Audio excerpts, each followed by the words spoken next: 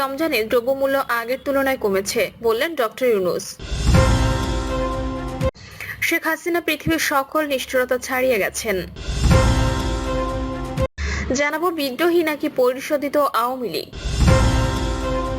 এবং সর্বশেষ জানাবো ঈদের জরুরি পরিস্থিতি মোকাবিলায় প্রস্তুত আনসারের এজিবি সদস্যরা। শুনছিলেন সংবাদ শিরোনাম, এবারে বিস্তারিত। এই রমজানে দ্রব্যমূল্য আগের তুলনায় কমেছে বললেন ডক্টর ইউনূস। অন্তর্বর্তী সরকারের প্রধান উপদেষ্টা ডক্টর মোহাম্মদ ইউনূস বলেছেন, রমজান মাস জুড়ে সরবরাহ চেইনের প্রতিবন্ধকতা কঠোরভাবে প্রতিহত করতে সব ধরনের ব্যবস্থা আমরা নিয়েছি। দেশের সকল জায়গা থেকে খবর এসেছে যে এই রমজানে দ্রব্যমূল্য আগের তুলনায় কমেছে, জনগণ স্বস্তি পেয়েছে। দাম নিয়ন্ত্রণে এই প্রচেষ্টা চলমান থাকবে। ডক্টর মোহাম্মদ ইউনূস বলেন, পবিত্র মাহে রমজানের সিয়াম সাধনা উপলক্ষে আপনাদের সকলকে আমার আন্তরিক মোবারকবাদ জানাচ্ছি। সেই সঙ্গে সকলকে জানাই পবিত্র ঈদ উল ফিতরের অগ্রিম শুভেচ্ছা। ঈদ মোবারক। এবারের ঈদ স্মরণীয়ভাবে আনন্দদায়ক হোক এই কামনা করছি। বর্তমান সরকার দায়িত্ব গ্রহণের পর থেকেই দ্রব্যমূল্য নিয়ন্ত্রণে জোর ব্যবস্থা নিয়েছে। রমজান ও ঈদে বড় চ্যালেঞ্জ ছিল জিনিসপত্র দামের লাগাম টেনে ধরা, বিদ্যুৎ সরবরাহ নিশ্চিত করা। এই রমজানে যাতে কোনো পণ্যের দাম বেড়ে না যায় এবং বিদ্যুৎ সরবরাহ যেন বিঘ্নিত না হয়, সেজন্য আমরা সর্বোচ্চ চেষ্টা করেছি। প্রধান উপদেষ্টা বলেন, আজ 25শে মার্চ মানব সভ্যতার ইতিহাসে কলঙ্কিত এক হত্যাযজ্ঞের দিন। 1971 সালে আজকের রাতে পাক হানাদার বাহিনী নিরপরাধ নিরস্ত্র ঘুমন্ত বাঙালির উপর নির্মমভাবে গুলি চালিয়ে হাজারো মানুষকে হত্যা করেছে। 25শে মার্চ থেকেই এদেশের মানুষ সশস্ত্র প্রতিরোধ গড়ে তুলেছিল। 9 মাসের যুদ্ধের মধ্য দিয়ে স্বাধীন হয় বাংলাদেশ। মহান স্বাধীনতা দিবসের প্রাক্কালে আমি গভীর শ্রদ্ধার সঙ্গে স্মরণ করছি মহান মুক্তিযুদ্ধের বীর শহীদদের, যাদের প্রাণের বিনিময়ে আমরা স্বাধীন সার্বভৌম বাংলাদেশ পেয়েছি। তিনি আরো বলেন, 9 মাসের রক্তক্ষয়ী যুদ্ধে লক্ষ লক্ষ শহীদ ও 2 লাখ নির্যাতিত নারীর আত্মত্যাগ পৃথিবীর মানচিত্রে বাংলাদেশ নামে একটি স্বাধীন ভূখণ্ডের জন্ম দিয়েছে।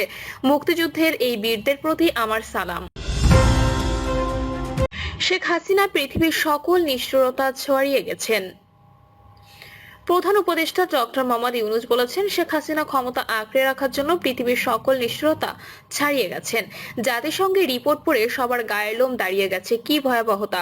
কিভাবে একজন প্রধানমন্ত্রী নিজ দেশে নিরস্ত্র মানুষকে হত্যার পর লাশ লুকিয়ে ফেলার নির্দেশ দিতে পারে? ক্ষমতা আঁকড়ে রাখার জন্য তিনি পৃথিবীর সকল নিষ্ঠুরতা ছাড়িয়ে গেছেন। এটাই জাতিসংঘের প্রতিবেদনে উঠে এসেছে। প্রধান উপদেষ্টা বলেন, জাতিসংঘের মহাসচিব আন্তোনিও গুতেরেস কয়েকদিন আগে বাংলাদেশ সফর করেছেন। তাকে সঙ্গে নিয়ে আমি কক্সবাজারের রোহিঙ্গা ক্যাম্পগুলোতে গিয়েছি। ক্যাম্পে অবস্থানরত 1 লাখ রোহিঙ্গা শিশু, কিশোর, নারী, পুরুষ সবার সঙ্গে একসঙ্গে ইফতার করেছি। আমাদের প্রস্তাবের সম্মতি জানিয়ে আগামী সেপ্টেম্বর মাসে জাতিসংঘ সাধারণ অধিবেশনে রোহিঙ্গা সংকট নিয়ে একটি পৃথক অধিবেশন আয়োজন করার প্রস্তুতি নিচ্ছে।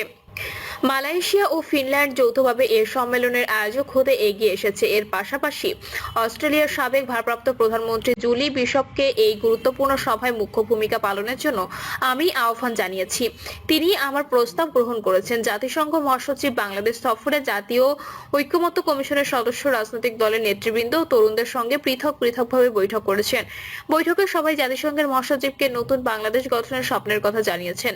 ডক্টর মোহাম্মদ ইউনূস বলেন, পতিত স্বৈরাচারের নিপীড়নের বর্ণনা উঠে এসেছে জাতিসংঘের মানবাধিকার বিষয়ক হাই কমিশনারের কার্যালয়ের রিপোর্টে। গত জুলাই-আগস্ট মাসে বাংলাদেশের ছাত্র শ্রমিক জনতার উপর শেখ হাসিনা সরকার ও আওয়ামী লীগ যে দমন পীড়ন ও হত্যাকাণ্ড চালিয়েছে এর পুঙ্খানুপুঙ্খ তদন্ত করে বিস্তারিত রিপোর্ট প্রকাশ করেছে তারা। বিদ্রোহী নাকি পরিশোধিত আওয়ামী লীগ? ছাত্র জনতার অভ্যুত্থানে ক্ষমতাচ্যুত আওয়ামী লীগ আগামী নির্বাচনে অংশ নিতে পারবে কিনা তা নিয়ে রাজনীতির অন্তর্মহলে চলছে টানাপোড়েন। সংশ্লিষ্টদের সঙ্গে আলাপ করে আওয়ামী লীগ নিয়ে দুটি বিকল্প ভাবনার কথা জানা গেছে। একটি পক্ষ চায় শেখ হাসিনা ও তার পরিবারের সবাইকে বাদ দিয়ে রেভেল তথা বিদ্রোহী আওয়ামী লীগ গঠন করানো। আর একটি বিকল্প হলো শেখ হাসিনার সম্মতিতে তার পরিবর্তে স্বচ্ছ ভাবমূর্তি নেতাদের নেতৃত্বে রিফাইন্ড তথা পরিশোধিত আওয়ামী লীগকে ভোটে রাখা। রাজনৈতিক সূত্রগুলো জানিয়েছে, আন্তর্জাতিক সম্প্রদায় সরকারকে অংশগ্রহণমূলক নির্বাচনের পরামর্শ দিয়েছে। এ চাওয়া পূরণে শেখ হাসিনা বিরোধী নেতাদের আওয়ামী লীগকে নির্বাচনের সুযোগ দেওয়া যায় কিনা এ ভাবনা রয়েছে অন্তর্বর্তী সরকারের একাংশের মধ্যে। তবে এই সুযোগ পেতে হাসিনা বিরোধী নেতাদের জুলাই গণহত্যা, 3টি বিতর্কিত নির্বাচন, গুম, খুন, ব্যাংক লুট, টাকা পাচারের জন্য প্রকাশ্য ক্ষমা চাইতে হবে। এই প্রক্রিয়াকে রিকনসিলিয়েশন বলতে চাচ্ছেন কেউ কেউ। একজন উপদেষ্টা সহ অভ্যুত্থানে নেতৃত্ব দেওয়া ছাত্রদের কয়েকজনের এতে সায় ছিল। গত 20 ফেব্রুয়ারি প্রকাশিত একটি প্রতিবেদনে এই পরিকল্পনা তুলে ধরা হয়। জাতীয় নাগরিক পার্টির দুই মুখ্য সংগঠক হাসনাত আব্দুল্লাহ ও সার্জিস আলমের ফেসবুক পোস্টে গত 3 দিনে আওয়ামী লীগ নিয়ে দ্বিতীয় বিকল্প ভাবনাটি সামনে আসে। স্বচ্ছ ভাবমূর্তি নেতাদের নিয়ে নতুন আওয়ামী লীগ গঠনের চিন্তাকে রিফাইন্ড আওয়ামী লীগ বলছেন ছাত্র নেতারা। তাদের বড় অংশই জুলাই গণহত্যার দায়ে বিচারের আগে আওয়ামী লীগকে নির্বাচনে অংশগ্রহণ সুযোগ দেওয়ার ঘোর বিরোধী। এনসিপি আওয়ামী লীগ নিষেধের দাবি নিয়ে মাঠেও নেমেছে। গতকাল রিফাইন্ড আওয়ামী লীগ এবং সেনাবাহিনীর বিষয়ে ছাত্রনেতা হাসনাত আব্দুল্লাহর ফেসবুক পোস্ট সম্পর্কে নেত্র নিউজ সেনাবাহিনীর বক্তব্য পেয়েছে দাবি করে প্রতিবেদন করেছে। প্রতিবেদনে বলা হয়, সেনাবাহিনীর বিবৃতি অনুযায়ী 11 মার্চ দুই ছাত্রনেতার সঙ্গে বৈঠক জেনারেল ওয়াকারুজ্জামান অভিমত দিয়েছিলেন, যেসব নেতা ফৌজদারি মামলায় জড়িত নন এবং স্বচ্ছ ভাবমূর্তির, তাদের সমন্বয়ে নতুন আওয়ামী লীগ অংশগ্রহণ করলে নির্বাচন প্রতিদ্বন্দ্বিতামূলক, ফলপ্রসূ ও আন্তর্জাতিক মহলে অধিকতর গ্রহণযোগ্যতা পাবে। তবে এ ব্যাপারে সরকার ও রাজনৈতিক দল মিলে সিদ্ধান্ত নিতে পারে। বিতর্কের সূত্রপাত যেভাবে গত বৃহস্পতিবার মধ্যরাতে ফেসবুক স্ট্যাটাসে হাসনাত আব্দুল্লাহ দাবি করেন, তিনি সহ আরো দুজনের কাছে 11 মার্চ দুপুর 2:30টায় ক্যান্টনমেন্ট থেকে আওয়ামী লীগকে পুনর্বাসনের পরিকল্পনা উপস্থাপন করা হয়। বলা হয়, তারা যেন আসন সমঝোতার বিনিময়ে প্রস্তাব মেনে নেন। তবে এর আগে থেকেই আওয়ামী লীগের পুনর্বাসন নিয়ে সরব ছিলেন হাসনাত। 12 মার্চ তিনি দেখেন আওয়ামী লীগকে ফেরানোর পরিকল্পনা চলছে। রিফাইন্ড আওয়ামী লীগ নামে নতুন একটি ট্যাবলেট নিয়ে শিগগিরই হাজির হবে। 15 মার্চ দেখেন যে পথ দিয়ে আওয়ামী লীগ পালিয়েছে, ঠিক সে পথ দিয়েই আওয়ামী লীগকে ফেরানোর ষড়যন্ত্র করা হচ্ছে। 20 মার্চ প্রধান উপদেষ্টা অধ্যাপক মোহাম্মদ ইউনূসকে সম্বোধন করে লেখেন, ডক্টর ইউনূস, আওয়ামী লীগ 5 আগস্টে নিষিদ্ধ হয়ে গেছে। উত্তরপাড়া ও ভারতের প্রেসক্রিপশনে আওয়ামী লীগের চ্যাপ্টার ওপেন করার চেষ্টা করে লাভ নেই।